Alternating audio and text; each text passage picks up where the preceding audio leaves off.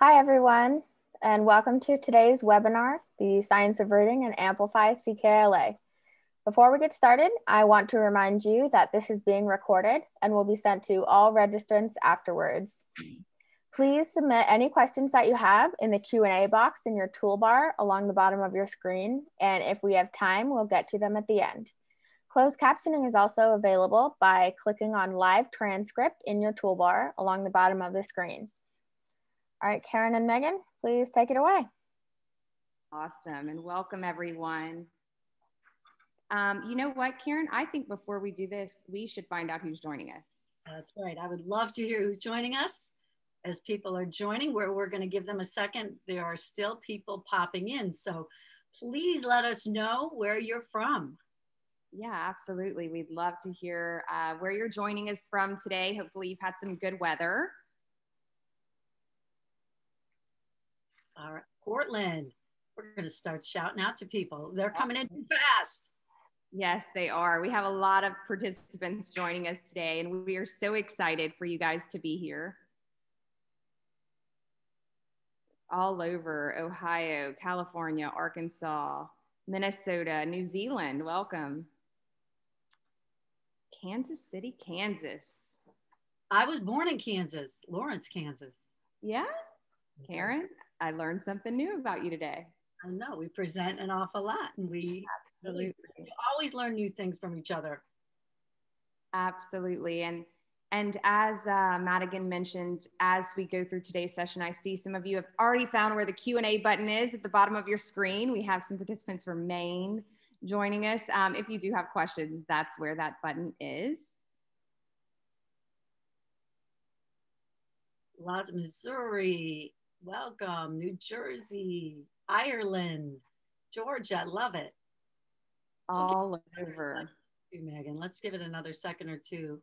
Yeah, we still have participants rolling in. So we hope you're all doing well today. We're really excited to be here. We'll chit chat for a minute before everybody gets logged in here. Thanks for coming. We hope you were here last week for Natalie Wexler's session. We're going to add some of that in today. So we'll make those connections. Oh, I see someone from Jamaica. I hope the weather is nice and beautiful and warm there. And Karen, while we have participants joining, I think we should go ahead and introduce ourselves. I think that's a good idea. And so I'm Karen Venditti, and I'm coming to you from Northwest Indiana, actually Crown Point, Indiana. I was a classroom teacher, first grade, fifth grade, middle school language arts. I taught pre-service educators as well.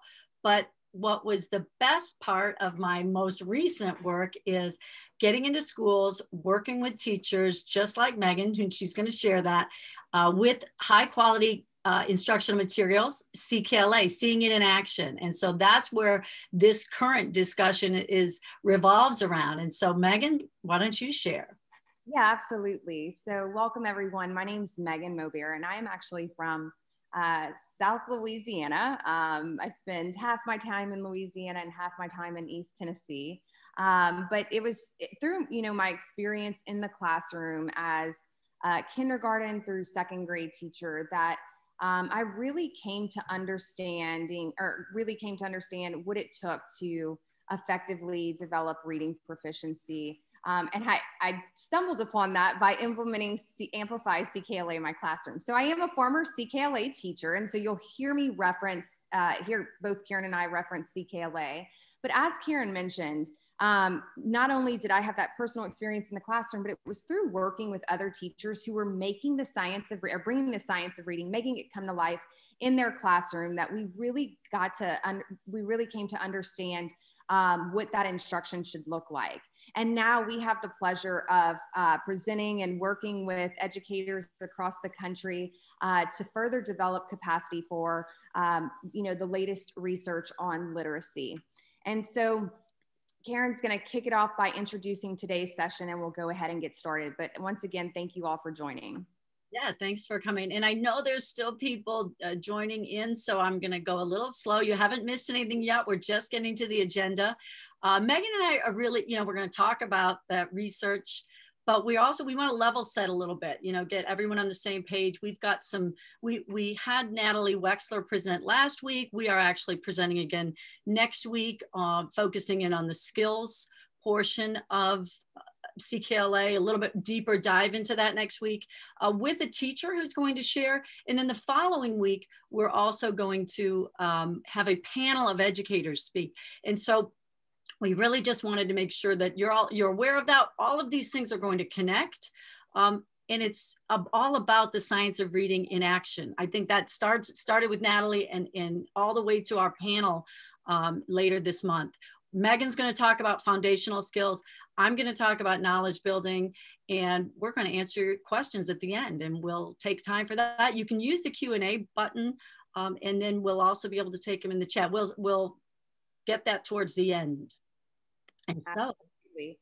And so we'll begin with this poll question. And this is always so much fun for Karen and I to find out where you are in your science of reading journey.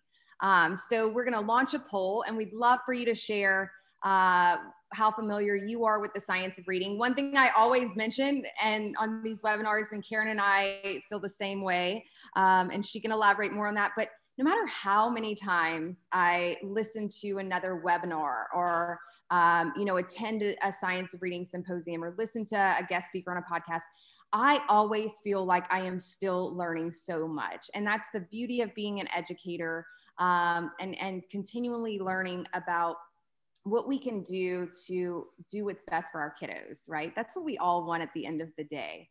And so we'll wait to see about 5 more seconds to see what our poll results reveal. And if we could share that, let's see where everyone is today. Awesome. Well, it looks like we've had a lot of feedback here. that's great. So we've got a range all across the spectrum. And so we hope we can add to your knowledge base today. And we're eager to take your questions at the end as well. And if today is your introduction, welcome, because that's the first step in this journey is becoming introduced to this. And so we'll start with this. And what you see here, you know, there's been this huge push for states across the country to not just implement high quality instructional materials that, you know, are preparing students for college and developing proficient readers and all of those things. But it really is, there's been this groundswell movement about the science of reading, right? And it's become like this, what seems like a buzzword. I've heard so many educators on calls lately say, you know, the buzzword, science of reading. And so we have really received access to so many great articles, so many great books and phenomenal events that are really making all of this research very accessible for educators. In fact, in March, Amplify hosted a virtual symposium where we brought over, you know, I think it was 18,000 educators together, and the energy was phenomenal. Just educators are so excited to begin this new learning and continue and further go along their science of reading journey, and kind of spread the good word. And you know, you guys are here because you signed up for this webinar series, and hopefully you got to hear Natalie Wexler last week talk about building knowledge and using a knowledge-rich curriculum. And today we're going to really look at some key characteristics of science-based instruction within the classroom and give you guys a tool to leave with after this. And we have other, like Karen mentioned, other webinars coming up where we're going to feature educators who, like myself, have put the science of reading into action in their classroom, and just hear about that shift and also the differences. But why is that? Why all of a sudden is the science of reading this groundswell movement? You know, why is everyone talking about it? Why is it such a hot topic? And it always goes back to data. And so I'm going to let Karen dive into the data. She does this so well. Well, and I'll tell you what, I'm not really going to dive into the data so much today, because I think we've heard a lot about data, and every webinar I've seen, or everyone talks about the lost instruction time. And I think we're aware, everyone's aware of that. And so to harp on that is not something I want to do. Everyone's here to learn about the science of reading, high quality instructional materials, and how it can help students move forward. And so even if you look at what's happened recently in the last year and a few months, or if you look back, even more to that data for NAEP, because this is not a new problem. So COVID did not bring about a problem where everyone's all of a sudden wanting to learn about the science of reading. It's been a problem. And so we want to look at, high quality instructional materials, the practices that we can put into place, those research-based practices, so that we can help our students move and change that trajectory for our kiddos. And so that's really what we're here for, not to focus on what have happened in the past year. We want to focus on the future and where we're going with the science of reading. And really how to empower teachers to make informed instructional decisions within the classroom. Because as Karen mentioned, the data's been there. We're ready to turn the trajectory around. And so I commend everyone for joining on this Tuesday afternoon to learn how to do that. Exactly. We know that everyone's committed to what it takes for kids to be successful. And that's why you're here and giving up your time. And we appreciate it very much. Absolutely. And so let's talk about that simple view of reading, because that is really that research when we think about the science of reading behind everything that we're focusing on. And so some of you may already be familiar with Philip Goff and William Tunder's work around that. We've got two aspects that are just as important, two sets of competencies. We're looking at word recognition and oral language comprehension. So when you think about that, the decoding skills that kiddos need and that knowledge building, that vocabulary, that oral language development, both of those things, when you look at this equation, are multiplied. And so when you think about a multiplication problem, and I know we're all on the call as literacy folks, but if we have a 0 in either of those boxes, we're not going to build proficient readers. We know that you can't make up for one without having the other. And so more of one without the other isn't going to help us. We have to have both, and both of those have to be developed very intentionally, systematically, explicitly. And so we're going to do that, and we're going to explore what that means today. But keep in mind when you look at that work, that one without the other isn't going to happen. They are both equally important in that equation. Absolutely. And we can look at Scarborough's rope to really expand on these two components. And in fact, we just had Michelle in the chat say your first graphic was similar to Scarborough's rope model, the Scarborough rope model. And you're exactly right. We can use the reading rope to really expand on the competencies that make up those two components of, or what it takes to develop a proficient reader that Karen just identified in the simple view. And to kind of give you guys some background about the reading rope, we see these strands start off separate. And when we think about these strands starting off separate, this is really those foundational years where kids are just beginning to learn to read. And so we know that kids have to have word recognition and language comprehension, and that this, their journey that begins this development of these competencies is going to start off separate. But when Dr. Scarborough develops the reading rope, or this graphic that we see it all over in today's world of when we discuss the science of reading, what we know is that when she developed the reading rope, what she really wanted to show was, hey, if we place an equal emphasis on both word recognition and language comprehension during ELA instruction, what's going to happen is these strands, or these competencies, are going to begin to strengthen and reinforce one another and really provide that support. And we see the reading rope integrate at the end of this. So we see it kind of become sort of complex in the way that it begins to interweave and reinforce and support one another. So the goal here is to develop word recognition skills so that students can decode or lift words on the page, and to develop oral language competencies that are going to allow students to really make meaning of text, to bring some background knowledge and vocabulary to a text, think strategically about a text while they're reading it, so ultimately they can read to learn here. And so when we look at the reading rope, we're going to really break that down as to what that kind of looks like in instruction today. And so, we're going to look at that top half of the rope, all of these threads that, wind together. Language comprehension is really developed through that knowledge building around a variety of topics. Kids are going to acquire vocabulary and those verbal reasoning skills through that. And so when you think about, all of those aspects of the rope, that part of the equation that the oral language development, that those competencies that we definitely need to explicitly and intentionally work on. So we're going to dig deeper into both sides, but let's talk about the language comprehension first. When we think about naturally occurring competencies, that we are born with this. We are from birth, as babies, we immediately start to understand language, unless we've got some type of auditory processing issue. We're going to continue to build that and internalize it our entire lives. That we are listening. And so that is our receptive language. We are hearing that language spoken to us, and that becomes our expressive language. So whatever we're hearing is what we're going to produce. And so, that vocabulary that we use, the structure of sentences, all of that verbal reasoning, oral language, we're developing it from the get-go, or, we're not. We're building that until we're done. We're building it today. When you think about that, you're building that knowledge base right now.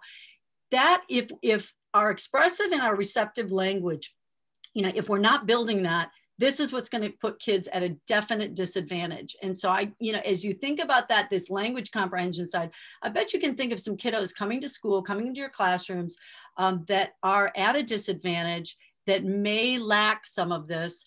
And we want to make up for that. We're going to make up for that and show us how we can do that today. Absolutely. And the second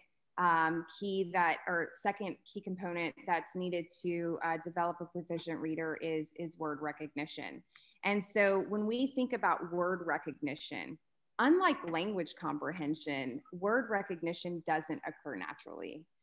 In fact, our brains are not wired to read. So the ability to lift words off of the page has to be explicit. Those skills have to be explicitly taught and practiced and mastered. And so in order to do that, in order to really develop word recognition, one must be able to understand that language or words are made up of sounds, and they have to be able to connect those sounds to their symbolic representations or letters when they're represented on paper. And that has to become so automatic that the decoding of words becomes almost effortless here. But as I mentioned, unlike language comprehension, this doesn't occur naturally. And so I'm going to really be looking at taking a deep dive into word recognition and how to develop that and what that instruction should look like in the classroom to develop those pathways in the brain that we're missing. And so what today is really about is, hey, we can learn about the science of reading, but we have to be able to learn about this and then take that back into our classrooms and really implement these, best practices that are grounded in reading science. And that's why we're all here. And not only are we going to unpack and really identify some key characteristics of these instructional practices today, but you guys will get to leave with a tool that's really beneficial to help you evaluate if your current practices are reflective of what science-based research tells us. Or if maybe there's some areas that we need to kind of revamp or reevaluate. So we'll start by looking at developing word recognition. And this word recognition is something that is probably pretty familiar to the majority of us today. When we think about word recognition, it's really like foundational skills, right? And what is the purpose of word recognition or developing this? Well, as I mentioned, learning how to read is not a natural process. Our brains were not naturally wired to read, right? We actually have the speech center located in the left side of the brain. That's where we make meaning of text here, or meaning of language here. And then in the back side of the brain is actually the visual processing center. And that's something that actually the brain does relatively easy. It looks at objects and can quickly identify them. But it's really about, when we think about word recognition, it's really about connecting speech to print and having that fluid, those open pathways that allow children to make the connections between the sounds that they're hearing and to the letters that they're seeing in words, and being able to do that, almost automatically, so that there's room for comprehension. But when I talk about, the brain not being wired for reading, the piece that's missing is this critical little switchboard. It's called the visual word form area. So it's kind of like that pathway that's making those connections. And basically, if you have visual word form area developed, you can read. If you don't, then you can't. So when we think about word recognition, it's really all about developing that pathway, or this visual word form area. So that way the brain can transfer written words or text into speech, whether they're spoken or not. And the absence of the visual word form area is really what makes learning to decode words that unnatural process, and something that's really complex, and why we have to use an explicit, systematic approach to teaching foundational skills to develop skilled and fluent decoders. So we'll level set here. Make sure everyone's on the same page with explicit, systematic phonics or foundational skills instruction. So what is explicit? Well, explicit is defined as clearly stating, leaving no doubt. So in relation to what this looks like in the classroom, this is going to include direct instruction, the teacher explicitly stating what we're learning, modeling that new skill or content. And so, for example, when we're introducing a sound, it's really about, stating, boys and girls, today we're learning a new sound, the T sound. We're not relying on the discovery method for students to discover this new learning or new skill on their own. But when we think about systematic means that we're going to follow a continuum from easier to more complex skills. And we're going to slowly introduce new skills to build on what's already known. This really makes learning more obvious and easier for readers to connect to like what's familiar. And when we think about instruction spiraling, we have to continue to review what's known and continue that cycle of repetition for kids to really internalize these skills. That way they can experience success and really develop mastery over the new skills. And going back to the science of reading and looking at explicit, systematic, foundational skills instruction, Amplify has really been a thought leader in this science of reading space and providing teachers and educators across the country and internationally as well with resources. But we actually, there was actually a leadership brief released by ILA that identified some key characteristics as well. And I love using this article because it really just goes to show, how we can identify these key components or these key characteristics in a core instruction program. And so right now we're going to launch another poll. We want to know, based off of how we just defined explicit and systematic, are you currently using an explicit systematic phonics program in your school? And so we want to know where you are with this.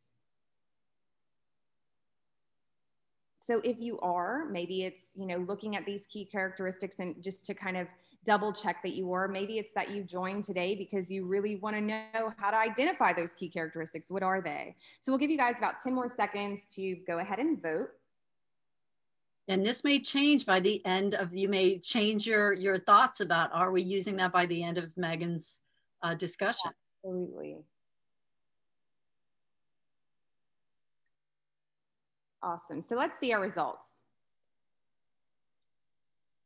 So we have about 41% of our participants saying yes. We have the rest of you who are saying, no, not yet. We use some pieces, or we're not doing it at all. And so hopefully today we can give you guys a way to really ensure that you're using these key, or your core instruction program has these key characteristics of effective phonics instruction. So one of the first key characteristics of using an effective approach to teaching foundational skills is ensuring that whatever materials you are using or you're looking to implement needs to follow a scope and sequence that is systematic. So this is really what's going to set the stage for the entire curriculum and how students are going to, encounter all aspects of instruction. So first, when we think about this, we want to make sure that the foundational skills program is rooted in phonological awareness from the beginning. So students in kindergarten should start by manipulating larger chunks of words to develop skills like syllabication and rhyming, identifying beginning, middle, and ending sounds and words. And as they've mastered manipulation of larger word parts, instruction should shift and move to focusing on the more complex phonological awareness skill, that being phonemic awareness. This is where instruction should drill down to the phoneme level, and students should develop skills like blending and segmenting in tandem. Now, these are done orally. These skills are explicitly taught orally. And when we think about building a house, the first thing that you're going to develop in that building process is laying the foundation. And no one wants a faulty foundation before putting up walls. And so in regards to literacy skills, this is that foundation that has to be solid, because this is what students are going to need to successfully and effectively decode and encode words.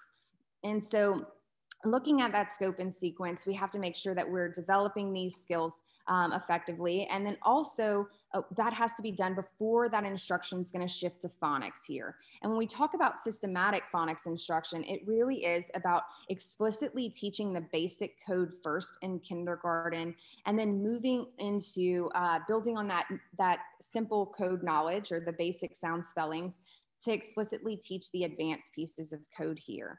And so this is a general overview of actually CKLA's kindergarten through second grade foundational skill scope and sequence.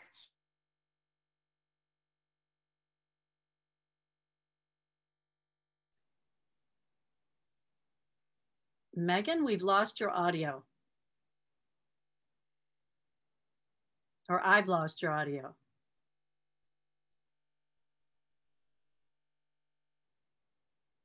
Okay, others, I think we've all lost you, Megan.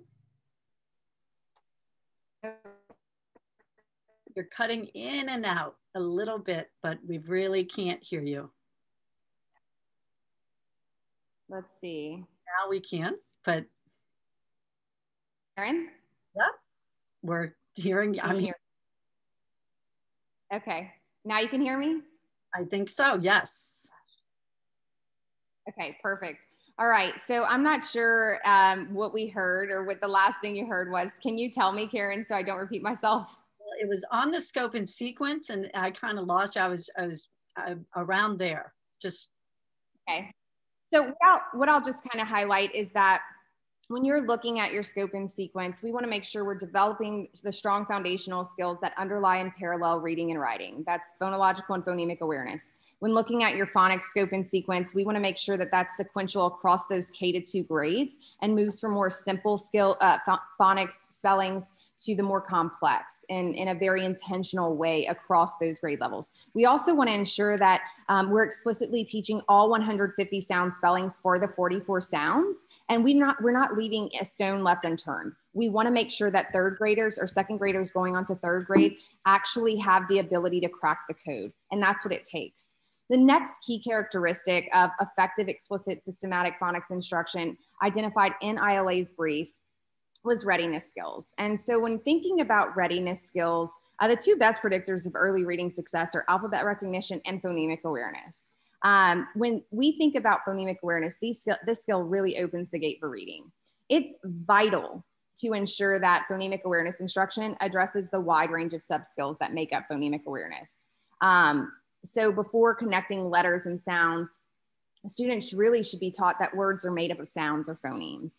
And then they should have opportunities to develop skills like blending and segmenting orally.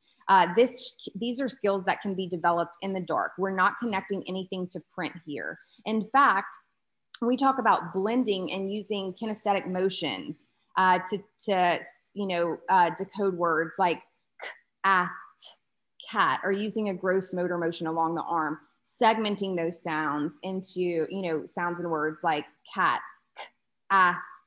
These are both those skills these are two skills that students are going to need, especially once they are learning how to decode and encode multisyllabic words. Now, when I talk about blending, you know, science-based reading instruction has identified blending as the key character, or the key strategy for actually decoding words. Blending is that primary strategy that we're going to use to read words, because what we're essentially doing is we're stringing together those sounds to symbols here to actually read those words. So explicit modeling for you as teachers should be done to teach this strategy. Whenever we think about kids who are struggling with the blending of sounds orally, you know, if they can't do it orally, there's going to be some challenge for them whenever they're connecting it to print here. But it really is about setting them up for success, developing this skill orally, so that way when they do apply it to a text, and they can, you know, push through those words and decode those sounds. And so whenever you think of, if you have a third grader who is struggling with reading multisyllabic words, it really is, I mean, just ask them to blend, you know, some sounds together into a word orally to see if they can really do that first. And that will give you tremendous insight if they have that basic phonological or phonemic awareness skill. The next key characteristic that you should look for in your core program is, does our core program use word awareness activities? When we think about word building, this really increases students' ability to manipulate individual sounds flexibly and fully analyze words for their component sounds and spellings.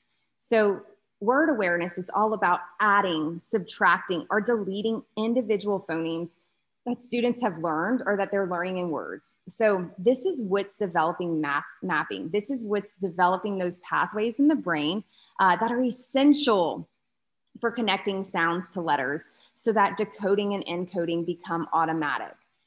What you see even in this video here is an example of a word building activity in CKLA called chaining. So students are actually building the word man using large letter chaining cards, and the teacher is going to say alakazam here, and they're going to transform this word into main. So they're adding that magic key. So we can even see that complexity of the sound spellings being built. Here we have CVC words, and now we're introducing a vowel team, which is a pretty big conceptual leap. We also see these chaining folders that as students are learning sounds, they're building and reading words through those tactile engaging experiences to change words like at to that. So that should be done alongside that phonics instruction. So those fun activities really tie together word awareness. And we also want to make sure that kiddos can actually transfer those same correspondences to writing. So here we're working on encoding. This is segmenting, is that oral skill that actually enables this. So one way to do that is to measure that is through dictation activities. Can students actually produce or select the sound spelling that represents that sound when they're writing a word?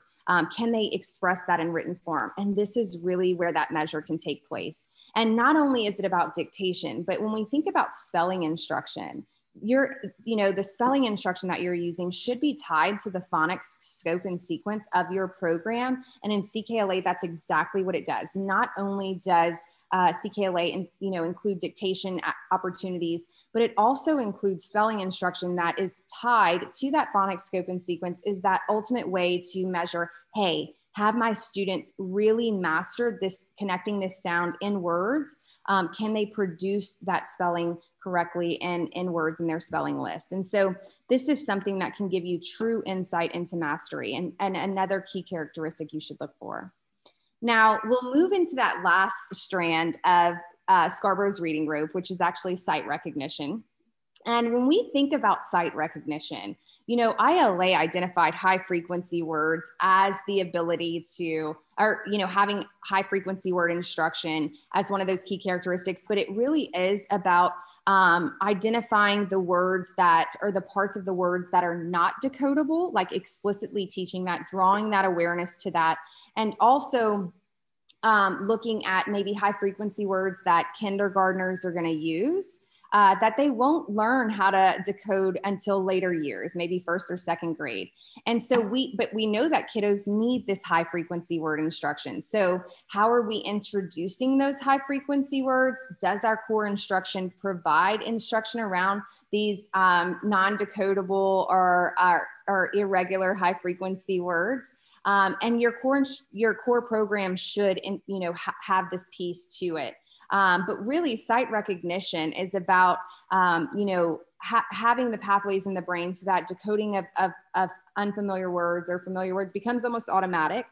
These obviously would become very familiar because the object here, or the objective here, is really to master these in print. But this is really what wraps it all up. If we want to make sure that our phonics instruction is meaningful, then it takes a connected text for students to really apply all of the foundational skills you've explicitly taught up until that point.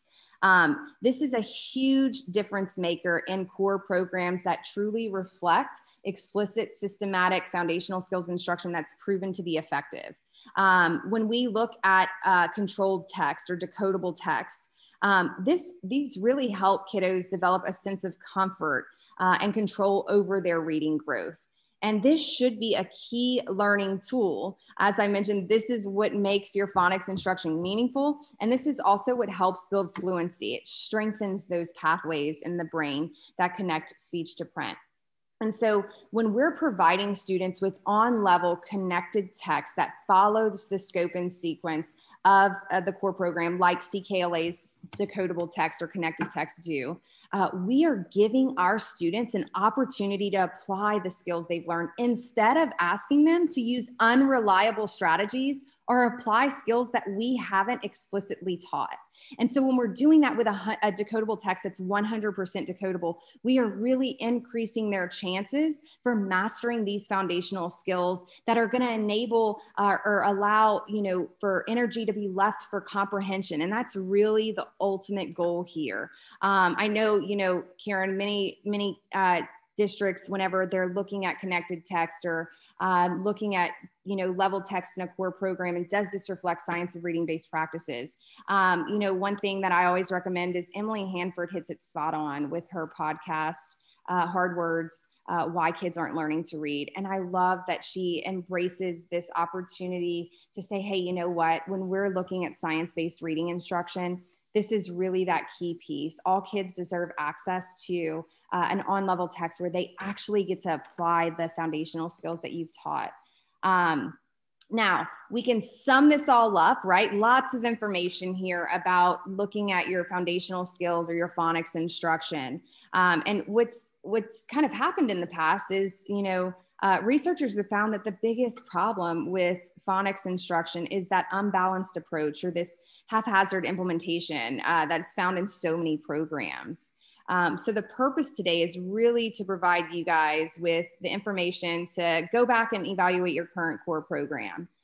Maybe if you're in the process of selecting a new core program, looking at some of the examples that we provided you today with CKLA and understanding, okay, how does this program that we're looking at really compare to this? Or maybe it's that you want to make sure that, you're choosing to even evaluate or look at programs that are going to have some of these key characteristics. But as we already discussed, word recognition is only one part of the equation. And that ILA brief identified some great key characteristics. Amplify has done a phenomenal job of identifying these key look fors in the tool we're going to provide you guys with at the end of this session. But we're going to dive into that other key component, that other half of the equation that's equally as important when trying to develop a proficient reader, that being language comprehension here. And so, Karen, did you want to go ahead and share your screen? Yes, but I can't while you're doing it. It says. Okay, perfect. I'll go ahead and stop. There we go. I think I'm okay. And are you seeing my screen okay, Megan? Yes, absolutely. All right. Okay, great. Thank you. That was wonderful, Megan. Thank you for sharing so much about the word recognition side, that other aspect that's just as important as what we're going to share now. And Allison asked a question in the chat, and that's going to come up right now. So there are two sides to that equation. There are two competencies, two sets of competencies, and we're going to deal with that now. And so let's really think about, that language comprehension side of this, that building background is as critical as the decoding skills. And so when we think about, I don't know if all of you were there from Natalie's webinar last week, but she really talked about things that have been happening for decades. You know, thinking about teaching comprehension as a set of skills, you know, the main idea, or making predictions. And she talked about how that really wasn't effective in selecting that text to highlight that skill.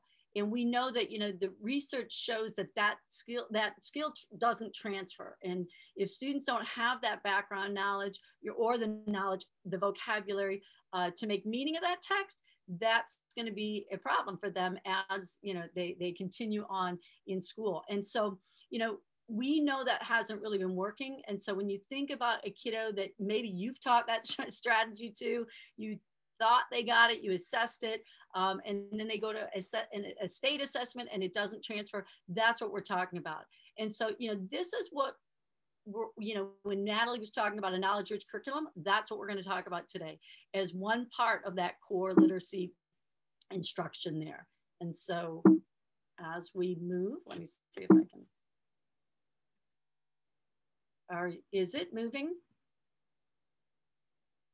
Megan, I'm having a little trouble with the screen. It's not moving. I'm not sure if you're on the Google slides. There we go. It just switched. Super, thank you. All right, so we're gonna have another poll question. And so we're thinking, are you currently using a knowledge-rich curriculum? Now, you may not be able to answer that yet. Maybe by the end of the call today, just like the other poll question, that may change. But thinking about, and maybe you were at Natalie's session last week. So if you can answer yes, not yet, we're trying, or we're none of the above. So we'll give you another couple seconds to answer that. We'll see where you are if people are using a knowledge-rich curriculum. All right. And if we want to close out that poll, or give everybody a second to close out that poll. And as you can see, people are moving in that direction. So I think more people were focused on that phonics, that explicit systematic approach, more so than the knowledge-based curriculum. But hopefully after today, you're going to move even further towards that knowledge focus. And so as you think about that, as I'm having a little trouble here with my screen, as we think about, there we go. The aspects related to a knowledge-rich curriculum, Natalie hit on a lot of these things. You know, when we think about a wide variety of topics, you know, and organized around various content areas, you know, thinking about knowledge building around topics about the world, intentional building with vocabulary within and across grade levels. So thinking about, you know, how do we do that from the get-go, from early on, from pre-K onwards. And that doesn't stop, that can go into high school, right? And vocabulary development that's connected to that knowledge. Thinking about how, you know, instruction is going to support that comprehension both during and after reading. So, you know, that talking about it, she talked a lot about, you know, connecting and having kids, how important it was in terms of critical thinking for all of what we're learning to become part of our long-term knowledge, right? Or our long-term memory. And so also thinking about opportunities for kids to speak and write about the content. And so what you're seeing here is our CKLA curriculum, our knowledge sequence, you know, that demonstrates what we kind of just talked about in terms of those top 3 points. You know, if you look really closely at these sequence here, you're going to notice there's about 9 to 12 different topics per grade. You know, it helps kiddos with that breadth and depth of knowledge, both with the vocabulary, also, again, within and across grades. You're going to see connections in literature and social studies, science, and they don't always jump out at you. That's what's really neat. You know, when you look at some of those topics, you don't know when the study of the Maya in first grade and their use of pyramids, their building of pyramids as observatories is going to connect to astronomy right after that. And that doesn't just jump out at teachers when they look at the topics, but there's lots of connections across. You know, and what's really neat about this, we don't know. We want to inspire kids in a wide variety of ways. We don't know when we're going to inspire kids to become, you know, want to become a Supreme Court justice, or a geologist, or an entomologist discovering the next insect, or the next Amanda Gorman, a poet laureate, right? We don't know who we're going to inspire. And so we want to provide these topics for all of our kids to be exposed to, because we know it's a matter of equity, and all of our kiddos are not coming to school with that same knowledge. You know, we know that too many times in too many curricula, you know, they're going to assume that kids are going to enter a classroom knowing a lot of those same things. We want to build on what kids bring to the table, right? Bring to school, celebrate those differences, because we know kids are going to have different kinds of experiences. But it's also, you know, it's incumbent upon us to really, as educators, provide that background for kids, to provide, you know, that rich worldly topics, you know, into the classroom, and make sure all kids have access to that. You know, and back to the vocabulary too, you know, Natalie talked about the Matthew effect, you know, the rich get richer. We want kids to be able to build on all of what we're sharing with them in that literacy rich environment, right? And so when we think about the research that undergirds CKLA, you know, how are we going to help kids who do come at different entry points? Well, there's research from Tom Stitch, and I hope you might be familiar with this, looking at listening comprehension and reading comprehension, and that listening comprehension far outpaces reading comprehension until around the age of 13. When you look at those bars, those orange bars, you know, it gives us some real insight on, you know, how we can help kids develop oral language in an equitable way, you know, age appropriately in those early years. You know, we don't want it, the tremendous energy that it requires kids to decode, as Megan just talked about, you know, all of those things that kids are needing to do to decode words on the page. We want to take that cognitive demand off of kids. But we want to capitalize on that listening ability. And so we're going to do that through wonderful rich read alouds at, you know, 2 to 3 grade levels above what kids can comprehend in terms of that reading comprehension. We know, though, those skills are going to catch up. And so then we want kids to be, you know, actively reading about those wonderful topics. And so that's what it looks like in CKLA. You know, we're going to have kiddos actually listening to read alouds. Well, I'm going to flip back there, listening to read alouds. And they're also going to be actively reading. And so with that, you know, we're going to capitalize on those listening skills. And then the emphasis shifts as kiddos get into those upper grades to that, you know, those wonderful rich readers that they're going to be responsible for. And so how do we do that in CKLA? You know, we're going to start with great images. We're going to start, in this case, I'm going to walk you through a few things with the insects domain. It's in grade 2, and we're going to look at images. We're going to talk about images. I'm going to be reading aloud to you as students. You're going to be hearing vocabulary. They're going to be discussing. And that's such an important piece, you know, building those speaking and listening skills. They're going to engage with us as we're engaging with them with these wonderful images. You have a reservation? Oh, I do. Great. Let me just check you in and give you your activity schedule. How exciting. I hope the schedule includes plenty of time for all the things I love to do as a solitary insect. I wanted you to hear, that's where we're going to start. We're going to start with vocabulary, and we're going to have that solitary insect focus. And so that vocabulary in context is very important. And so when kiddos, you know, they have a video like that at the Beeswax Hotel, they're going to go to learn about social and solitary insects, but they're going to hear it in context of the story as well. And so we're going to help them internalize these words and, you know, moving them from the receptive to expressive vocabulary, as we talked about earlier. You know, that's key, getting kids speaking and writing and using those verbs or that vocabulary. And it's the internalization that's important for that. Now, we're going to have them write about that vocabulary. And so see, as a, you know, when we talked about that social insect, in this case, you heard about the solitary insect. We're also looking at the social insect. We are going to have them write about that. And so we're going to have them write in an insect journal. And so they're going to use that vocabulary and share back from that read aloud which is really important in terms of being able to internalize what they're learning. That application. So when we talk about, in terms of that social and solitary insect, we have other words that can connect. And so in this case, we've got a word work lesson that's going to work on the word cooperate. Well, social insects are going to have to cooperate. And so we bring it back to the story. We're going to read back in that read aloud. What is the sentence from the read aloud? We're going to go, at that sentence level, talk about that, get kids, connecting that to their lives as well. And, as you see, this approach is founded on Isabel Beck's work, if you're familiar with Isabel Beck and her colleagues.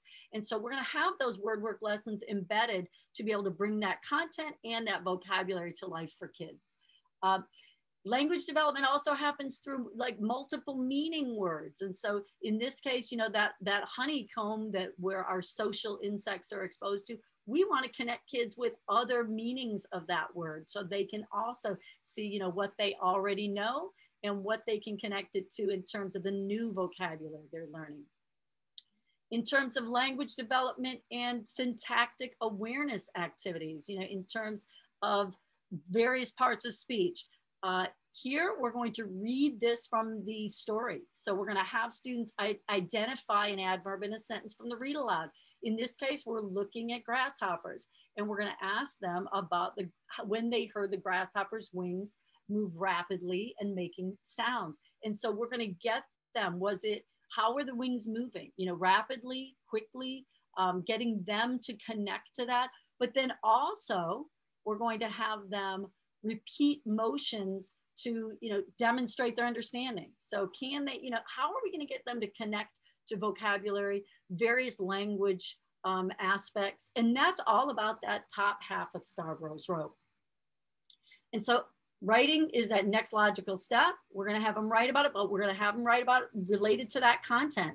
So, thinking about what we're learning, because we are learning content, why not have them use that wonderful rich content in an English language arts environment? And then we're going to have them write, regardless, various types of writing, whether it's informational, narrative, persuasive, we're going to have them write. And that's key too, when you look at the top half of Scarborough's rope, getting kids, exposed to various formats in terms of the text, but also getting them exposed in terms of formats of different types of writing that they're going to do. And now one thing that we didn't talk a lot about, and I know Megan and I've talked about, when you think about the skills side, the decoding side, that's where that extension from the phonological aspect of language moves to the morphological, but it also happens in that language strand. And in this case, we look at complete metamorphosis, incomplete metamorphosis. We can look at that prefix in and talk about the meaning of that. And it's very simple. Kids can see that connection. And we want to try to do that. And CKLA does try to do that whenever possible. And so I hope, as you heard some of the examples we shared from CKLA in terms of the knowledge-rich curriculum and how does that play out, I hope that you saw where your curriculum is doing similar things, or if not, how can I add areas to my curriculum to build that knowledge and to build that vocabulary. We really wanted to just shed a little bit more light on that. And, thinking about that list as you're working on that language development for your students. But remember, it's really important to be working on both sides of that rope, Scarborough's reading rope. And so, as we hope you want to learn more, we've got a lot to share with you. I know that, and I'm hoping in the chat, we bring up there's an ebook that's going to help you look for, give you look-fors to determine, if you're looking for a new curricula. Is it explicit systematic phonics? Is it a knowledge-rich curriculum? And so we definitely hope that will come in handy as you are determining future needs. Yeah, absolutely. And this ebook is a phenomenal tool that you can use to really make sure that it just gives you a way to kind of check the pulse here. Where are we in this process? Are we truly using these, are we truly using a core program that is putting the science of reading into action and bringing it to life in our classroom? And so that's a great tool that you can use. Another thing that we want to make sure we invite you guys to is our Reading Reimagined virtual summit on May 13th. If you're interested in learning more about personalized learning and really what it takes to make the shift to tailored instruction for all students in your classroom that is grounded in reading science, we want you to make sure to sign up, register, and join us. Our keynote speaker is Dr. Maria Murray, who's the CEO of the Reading League, who's truly been a leader in the science of reading movement as well. We're really excited.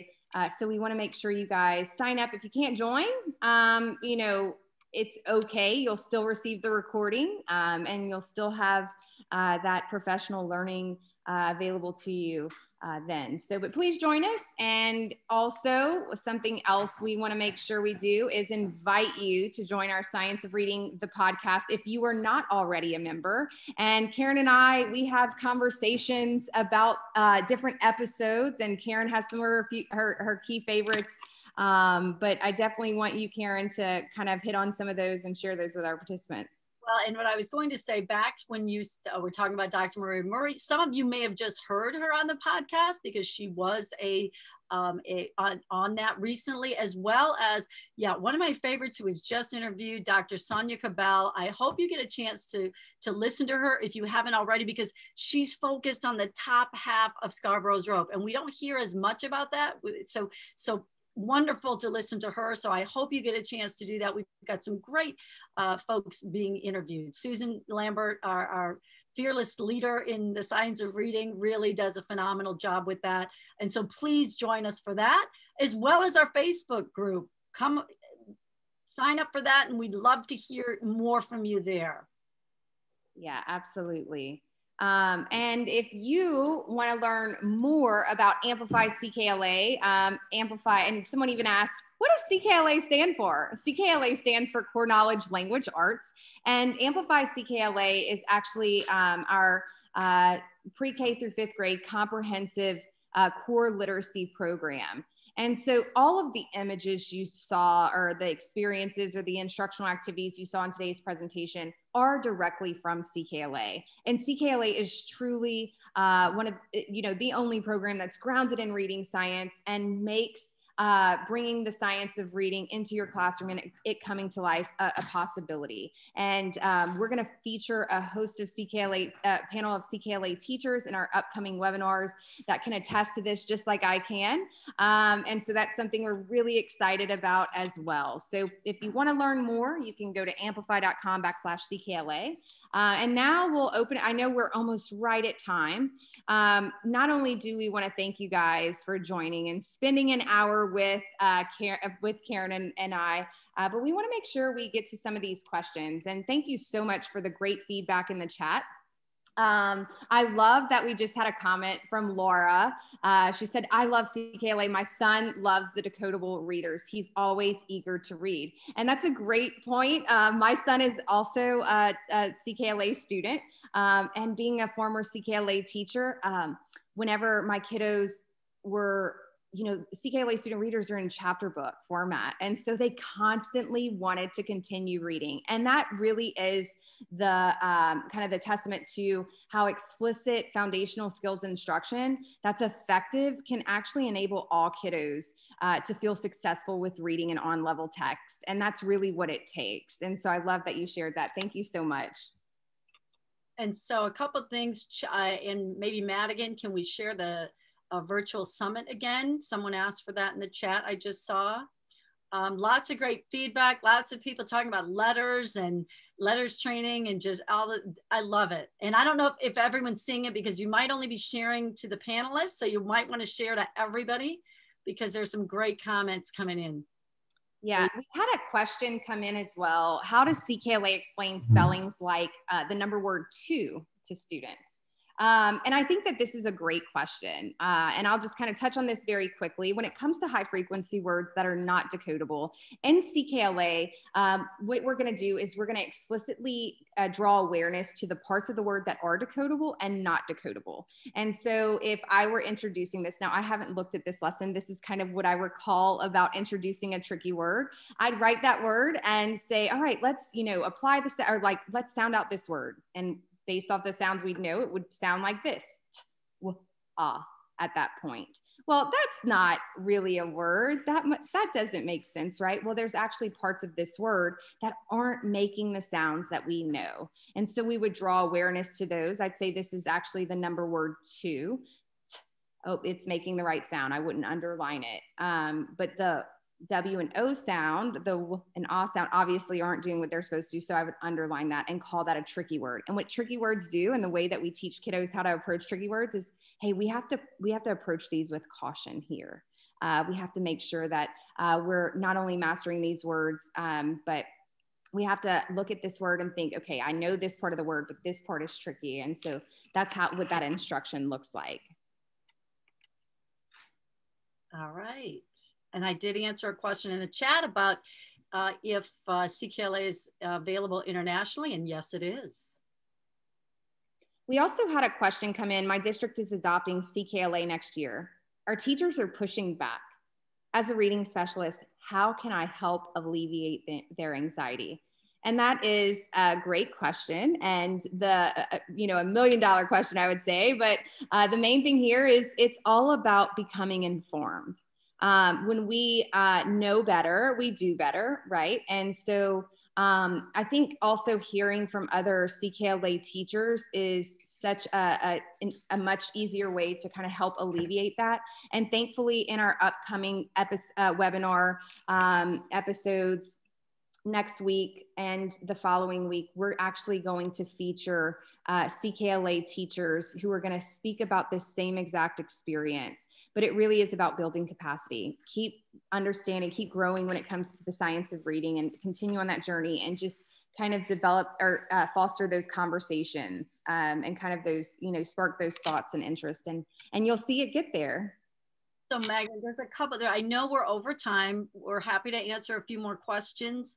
One that came in, there's a few that have come in. One asked about the knowledge strand sequence, and can you choose various lessons? It is built sequentially, and there are reasons. And when you go through the CKLA training, we talk about that in terms of skills and the vocabulary that builds, and the standards that build. And so when you talk to teachers, and I love, again, Megan hit the nail on the head with hearing from teachers. Teachers will tell you that there's a reason, when they teach the sequence in order, or the sequence of domains in order, and they see that connection, they see how it benefits kids to keep to that order. And so we can explore that more with you, talking to other teachers. And I think the Facebook group gets into that conversation every once in a while as well. There's also a question about English language supports. And though we do have those built into the program, we didn't show everything today. We just touched on a very, it's just the tip of the iceberg here today. So if you want to learn more, I think we did share with you how to learn more, and we can go back to that actually.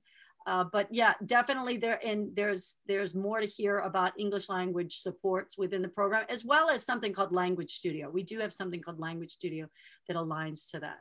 Have you seen other questions, Megan? I've tried to keep up with the chat, and I've probably missed some. Yeah, so I saw that there's a question that says, can the panel address reading assessments? And so I guess two trains of thoughts here. It's a little, broad, that question, and I want to make sure we're answering it, in kind of in a multifaceted way. And so when we talk about reading assessments with core instruction, obviously, especially with, a literacy program for elementary grades, having, formative assessments and summative assessments is something you will see in CKLA's core program. Checks for understanding, benchmark assessments. But when it comes to the science of reading and universal literacy screening, and, looking at how we're, screening for dyslexia, and also those literacy, those key literacy skills. I think it's really important to kind of go back to what is the science of reading truly identifying as those key critical skills that need to be measured, and understanding what those are first before choosing a universal literacy screener that's really going to measure those critical skills. Obviously, when it comes to things like blending and segmenting and students producing language, those are going to be measured best when it's done through an observational approach to assessing students.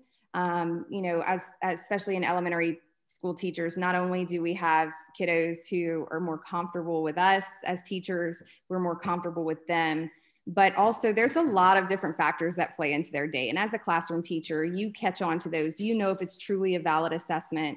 It's not the question of, are parents helping answer these questions at home on this digital program? So really it is about understanding those key critical skills that the science of reading research tells us that need to be measured to determine who's at risk, but also, you know, just that social aspect of it as well, making sure that we're conducting an assessment in a developmentally appropriate way. And Megan, I think something that we didn't talk about today that you and I talk about an awful lot is the interconnectedness of an assessment system as well as core curriculum, you know, personalized practice. And so that is something I think we're going to talk about when we present at the summit coming up, because it is so important and people bring up those questions and they all do connect. Everything does come back to that whole circle of interconnectedness. Absolutely. So it looks like we are 5 minutes over, and I am just thrilled with the participation, the feedback, the questions. We couldn't have had a better group join us on this Tuesday afternoon. And so with that being said, we want to thank you guys again, and we hope to see you on our next webinar, which is going to be next week, right, Karen? Tuesday, we have our skills session with a teacher that is going to share some things. And if you didn't get your questions answered, please, you know, reach out to us. We are happy to follow up with you. You know, at a school level, you know, we are definitely there to provide more information for you. Yeah, we touched the tip of the iceberg. So we're here, reach out to us, and we hope to hear from you soon and see you next week. Thank you guys. Thanks everyone. Have a great afternoon.